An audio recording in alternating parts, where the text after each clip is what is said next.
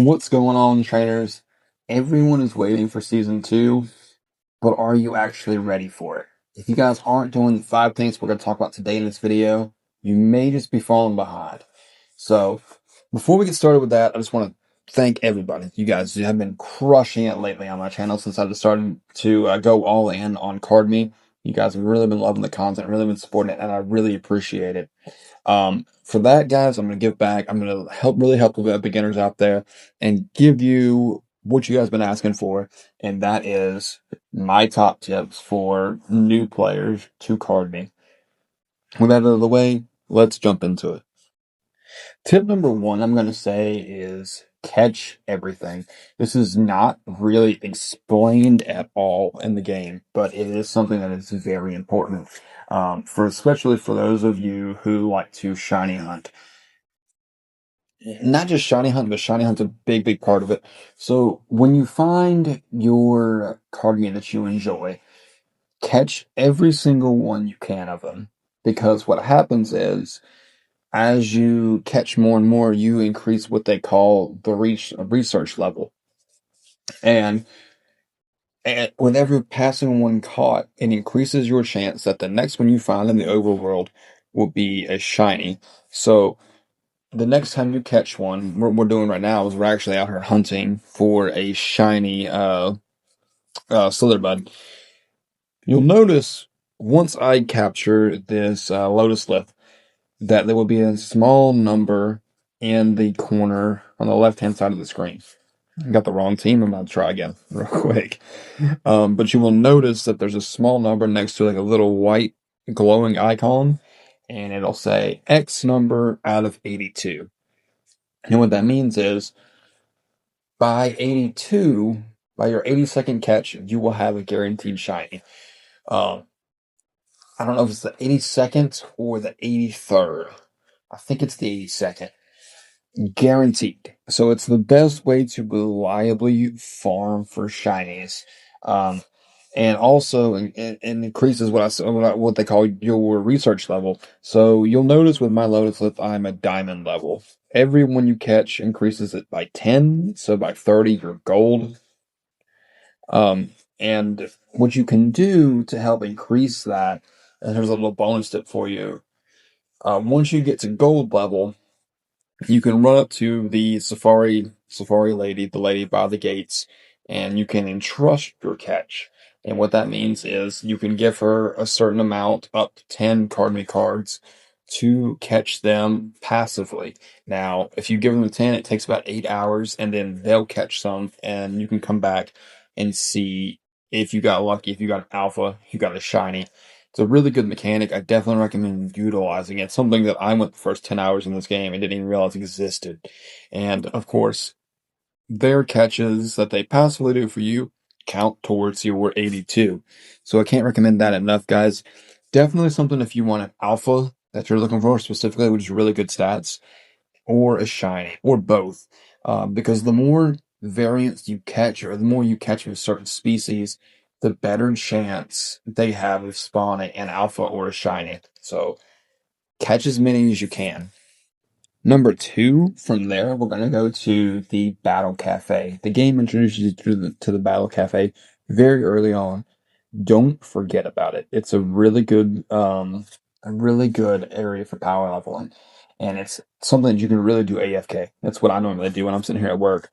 I'll sign on every morning because I work at a security job, so I have a long shift. So I'll sign on in the morning, while I'm eating breakfast, while I'm at work, eating breakfast, whatever, and I'm gonna set my phone to the side, and I'll watch the cameras, and my phone's playing, and I'll have it on auto, and just battle. Now, occasionally I have to lean over and hit battle again, but it's a really good AFK farm, and it's something that if you don't really have a lot of time to farm out the grind for leveling up materials, definitely recommend doing that. Um, some things to be aware of: don't spend all your Battle Cafe energy just leveling. There are other materials. I would definitely recommend using the top two.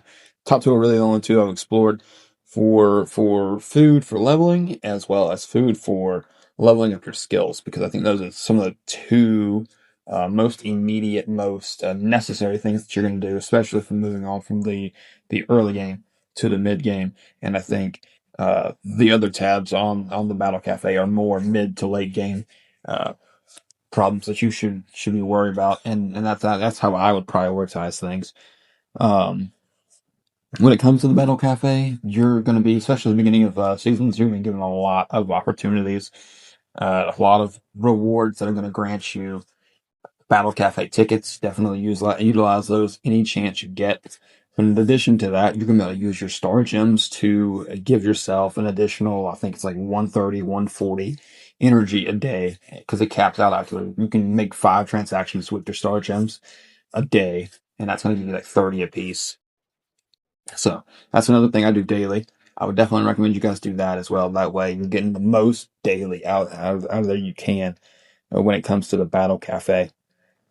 Moving on to number 3, we're going to talk about farm because the farm, it kind of goes hand in hand with the Battle Cafe. It's another way to passively generate uh, XP for your Kardmi.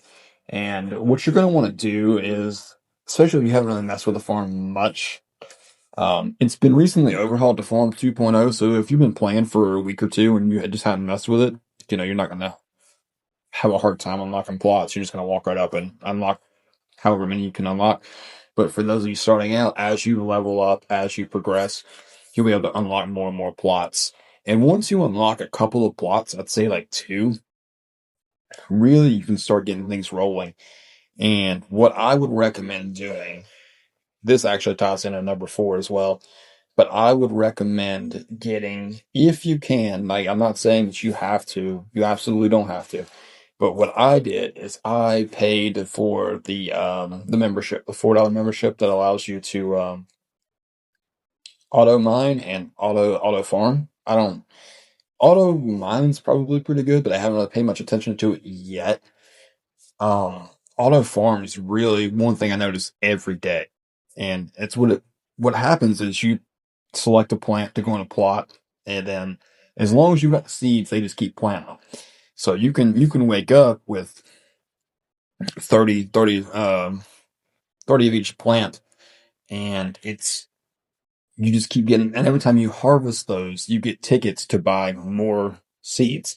It's just automated. It's an automated system, and it's a really good way to level up your card meat because then you can take those raw materials that you just picked up, take her to the chef by the farm, and generate some outstanding food just to level up your card game further. And I'm not talking like the little cakes that you get from the Battle Cafe. I'm talking like food that gives you 7,500 experience, 11,000 experience per slice. So it's definitely worth your time investing in. Number 4 is going to be make sure you're doing plenty of side quests and achievements because you can rack up star gems extremely quickly. And like I said, number 3 was get the subscription. If you don't want to do that, you don't have to. But what I would say is it's nice for me as a player to wake up every morning and be like, okay, I know I'm going to get 100 storage in from this subscription.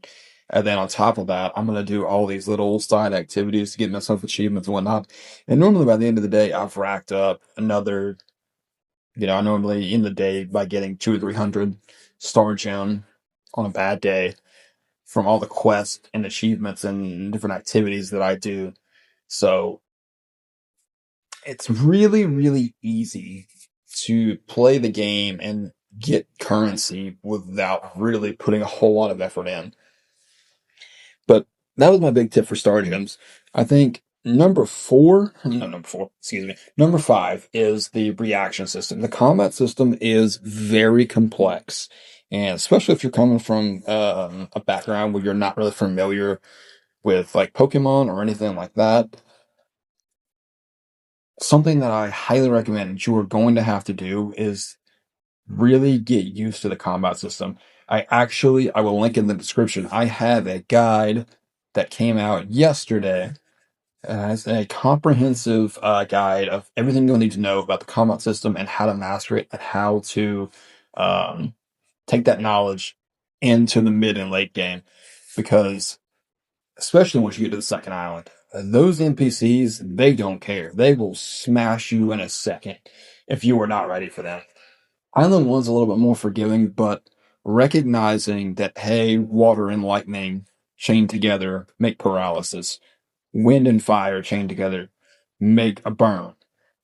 Rock and ground make what is the word? Not paralytic, but parasitic. But these are things that you absolutely have to master and can really turn the tide of the game for you and really unlock a lot of avenues and making the game easier for you, especially progressing from Island 1 to 2. Um, Guys, that is all I have for you today. Thanks so much for watching. And like I said, definitely check out my combat guide because it is going to give you all you need to know to be the best trainer you can be. I will catch you guys in the next one.